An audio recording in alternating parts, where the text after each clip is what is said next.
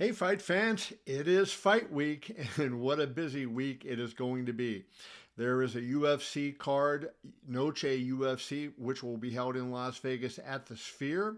That is getting a lot of attention. There will be a Canelo Alvarez boxing match. That will be at T-Mobile Arena in Las Vegas, just a few blocks away from the Sphere. That is going to get a lot of attention. And this battle between the UFC and boxing certainly is going to get a lot of attention this week. It's not the first time it's happened. I'm sure it won't be the last time it's happened. And there is a lot of history to this. And Canelo Alvarez has been in the middle of a lot of it. So I want to take you for a ride back into history, some of the things that have happened when boxing and MMA have gone head to head over the last 30 some years. It's kind of a fun thing. But let's go back when the UFC was just 2 years old, not even quite 2 years old. The UFC wasn't involved on this particular one. This was boxing versus boxing, but on November 4th in Las Vegas in 1995, three of the greatest heavyweights of all time, and yes, I said three of the greatest heavyweights of all time, were all scheduled to fight on the same night. Riddick Bowe, a Hall of Famer, Evander Holyfield, a Hall of Famer, and of course the great Mike Tyson, one of the most popular boxers who ever lived. On November 4th, those heavyweights were all supposed to fight in Las Vegas. But no, they weren't on the same show.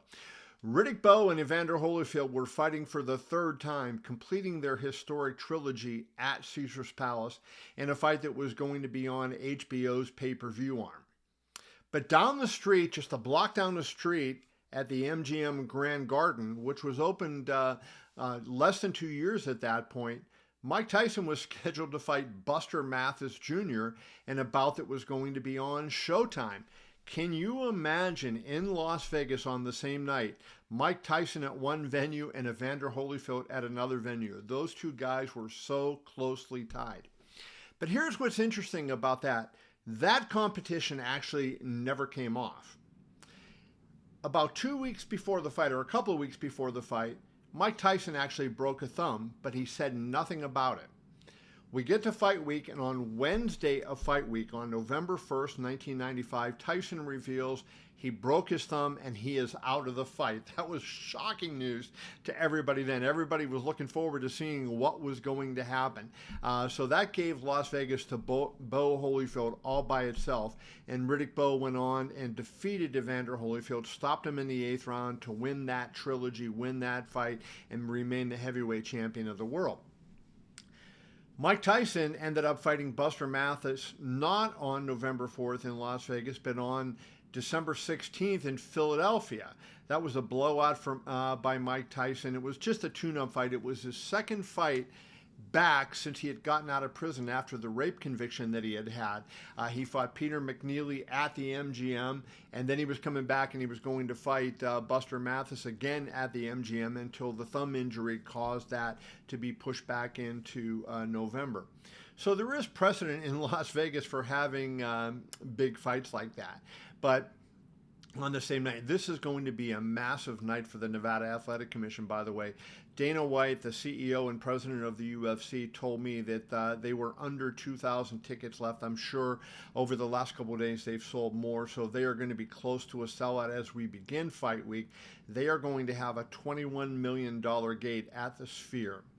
But Canelo Alvarez and Edgar Berlanga at T-Mobile Arena is going to have a plus $20 million gate as well, I would imagine, or very close to it.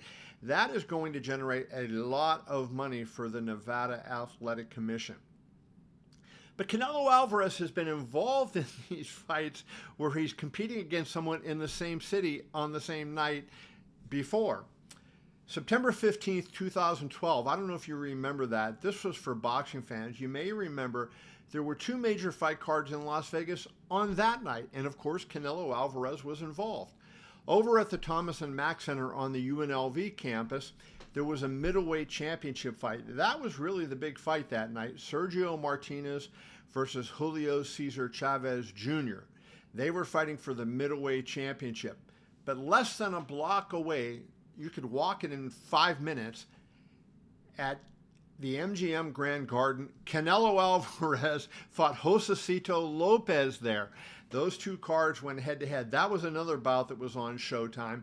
And Canelo knocked Josesito Lopez out in the 5th round of that fight card. So you had two major boxing events with the biggest stars in boxing, Canelo Alvarez going on his own against a middleweight championship fight between Sergio Martinez and Julio Cesar Chavez. Of course, Canelo and Chavez would eventually fight in Las Vegas a few years after that, with Canelo romping in that. But you may also remember that in 2019, Canelo Alvarez went up against the UFC. UFC 244 was in New York that night on November 2nd, 2019. The main event was the BMF title fight between Jorge Masvidal and Nate Diaz at Madison Square Garden. President Donald Trump was in attendance at that event. In Las Vegas, at the MGM, Canelo Alvarez was going for the light heavyweight championship. He was fighting Sergey Kovalev. And what is really memorable about that fight and that night was the fact that Canelo Alvarez was laying in his dressing room on a table waiting for the go sign. And promoters of that event made the inexplicable decision to wait for the UFC fight to get over. So Canelo sat there for a very long time until the UFC fight card ended, and then he went into the ring where he knocked out Sergey Kovalev in the 11th round. It was really unbelievable that they did that they made Canelo wait like that. He is one of the huge stars in this combat sports arena. I cannot believe that they made him wait. So Canelo Alvarez is no stranger to this head-to-head kind of competition. Now, how much of a competition do we have on Saturday when you have Noche UFC, otherwise known as UFC 306 at Sphere, and you have Canelo versus Berlanga over at T-Mobile Arena? I think there's about a 20% overlap, to be honest with you, between boxing fans and MMA fans. Now, on this particular night, if there was no Canelo Alvarez fight, if there was no major boxing event, I think there would have been a little bit bigger crossover for UFC, because I think the venue, the Sphere, all the attention that the venue has gotten for this fight card would have brought some curious people over. I think you would have had mostly boxing fans kind of come over to see, hey, what's going on? I want to see this event at Sphere. But because there is the Canelo Alvarez fight, I don't think you're going to see that big crossover.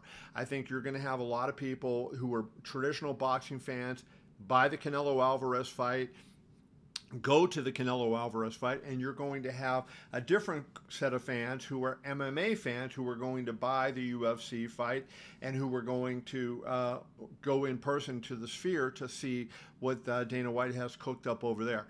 And by the way, I got a sneak peek, just a tiny little bit, and it is phenomenal. And if this thing comes off like they are planning, believe me, this is going to be so spectacular. It is going to just be unreal. And a lot of people have asked, is it going to translate to television? Not everything will translate, because there's going to be haptic feedback in the seats in Sphere, and of course that cannot translate at home.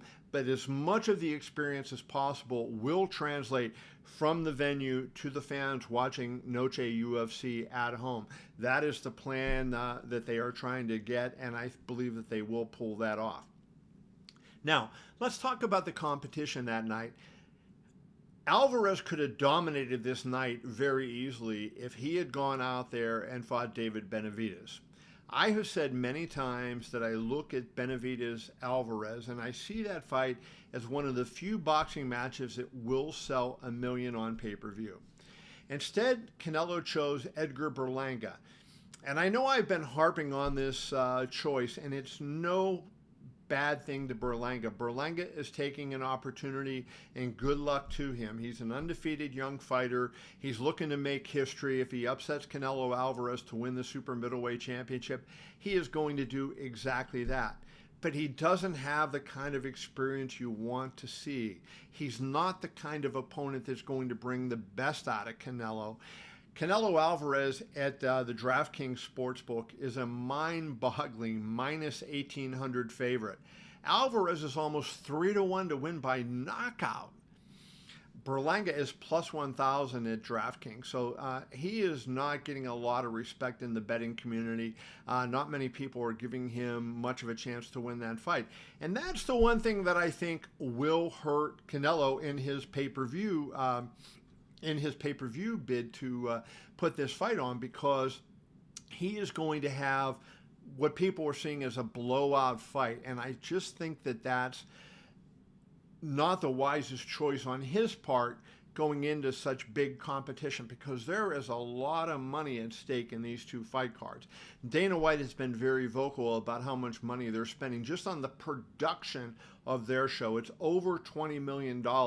And when you look at what they're doing, and I can't give away a lot of the secrets because I saw a lot of the stuff off the record, you can understand why the Sphere is just ungodly expensive just to open up, let alone to do everything UFC plans to do. Just to light the octagon was an unbelievable chore. And the Monday after the fight, a week from tomorrow, I'm recording this on Sunday, September 8th. So on Monday, September 16th, I will do a story about how the UFC pulled this off and how they did it. I got a lot of the technical details, and I will be able to pull a story together and have that after the event happens so that you can get all those kind of details. So there's a lot of money being spent, and you would have thought that Canelo Alvarez would have wanted to have taken the biggest fight he could have possibly gotten. He could have fought Bud Crawford in a battle between pound-for-pound greats. He could have fought David Benavidez in what really would have galvanized the Mexican and Mexican-American fight fans. That would have been a huge fight for Mexican Independence Day and Mexican Independence Day weekend in Las Vegas. People would have really ate that fight up. There's a rivalry there. A lot of people think Benavidez is good enough to beat Canelo. It really would have been the fight to put on given the competition. But he passed on that, and so I think he opened the door a little bit for the UFC.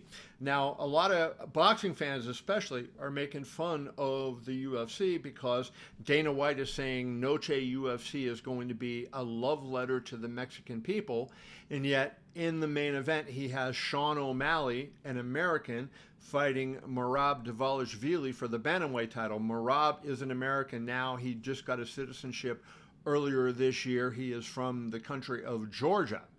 And so Dana White didn't go out there and get a Mexican fight to put on Mexican Independence Weekend to compete up against Canelo Alvarez. So it's interesting on both sides. I do think the UFC card is full of a lot of really good fights. But unlike, say, UFC 299 or UFC 300, where they loaded it with a lot of fights with big name recognition and people you knew and fights that you wanted to see, the fights on the undercard of Noche UFC are good fights, but they are not the kind of fights that have the great name recognition. Of course, the co-main event does. It is the trilogy fight for the Women's Flyweight Championship between Alexa Grasso and Valentina Shevchenko. And I think the final fight before the title fights, Diego Lopez and Brian Ortega, is a fight that a lot of people are looking forward to seeing. But there's a lot of fights on this card where the hardcore fans know the fighter names, but the casual fans do not. So both sides kind of gave up a little bit here, right? I mean, Canelo Alvarez didn't put his best foot forward and go after David Benavidez in a fight. I think that would have forced UFC's hand. That would have really been difficult if Alvarez would have come out and said, I'm fighting David Benavidez at T-Mobile Arena on Mexican Independence Day weekend in Las Vegas. That is a massive fight, and boy, it would have been really hard for the UFC to go down at the Sphere. But at the Sphere, Dana White could have put a more Mexican-centric, more Hispanic-centric card on in the main event, and he might have gotten a little bit of a leap. So they both decided to go forward with what they did. It's going to be an interesting competition. I think it's going to be a fun night of boxing at both places. I hope both fight cards, for the people who buy the pay-per-view, I hope that the fight cards are worth the money. I'm a little disappointed in the boxing card. It is $90 freaking dollars. Are you freaking kidding me? And this has to be said repeatedly. The prices on these fights are outrageous. I mean, $90. Now, I know a lot of people steal them, and that's probably why the pay-per-view price is so high. And please quit stealing the pay-per-views, because, yeah, you're hurting the promoters, but you're really hurting the fighters, and you're hurting honest fight fans who want to see the best possible fight cards. When you steal the pay-per-view, that money that's being lost is not being invested back into the sport. There would be better undercard fights on if that did not happen. There would be better main events on if that did not happen. So you're really hurting a lot of different people in this thing, not just the promoters, by stealing the pay-per-view signal. I had to say that because it's really sad, and it's really frustrating for people who do the right thing and don't steal the signal. But there is a big competition on Saturday night in Las Vegas. It is going to be a fun night of fights.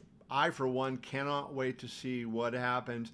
I'm looking forward to it. I hope you enjoy the fights, and look for KevinIole.com all week long for coverage of both boxing and MMA.